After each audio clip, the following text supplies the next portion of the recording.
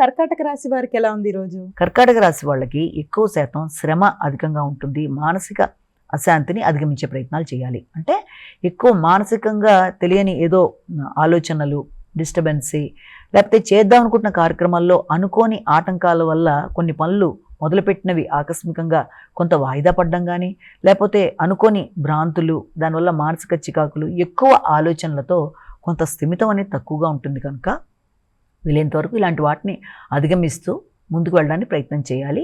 మానసిక స్థిరత్వాన్ని, స్థిమితాన్ని పెంపొందించుకుంటూ ముందుకు వెళ్ళడానికి ప్రయత్నం చేయాలి. సింహరాశి.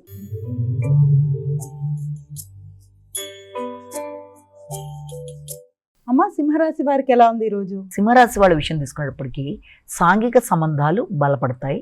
నూతన మైత్రి బంధాలు అనేవి అధికంగా ఉంటాయి.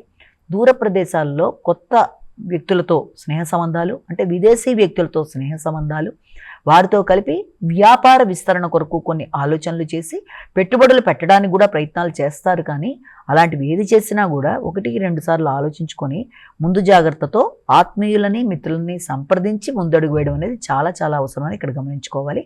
అలాగే భాగస్వామి యొక్క ఆరోగ్య విషయంలో కూడా తగిన విధంగా శ్రద్ధ తీసుకుంటూ ముందుకు వెళ్ళాలి. కన్యా రాశి.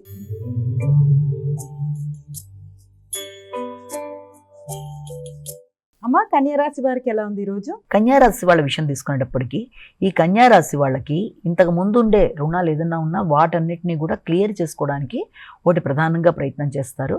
ముఖ్యంగా రోగనిరోధక శక్తిని పెంచుకుంటూ ఇమ్యూనిటీ పవర్ పెరిగి, దాంతోపాటుగా మీరు ఏదైనా క్రీడలకు సంబంధించిన వాళ్ళతో క్రీడల మీద ఎక్కువ ఆసక్తితో ముందుకు వెళ్ళడానికి చేసే ప్రయత్నాలు, అధిక శ్రమతో అనుకున్న ఫలితాలు సాధించడానికి అధిక శ్రమతో ఎక్కువ ప్రయత్నాలు చేస్తారు.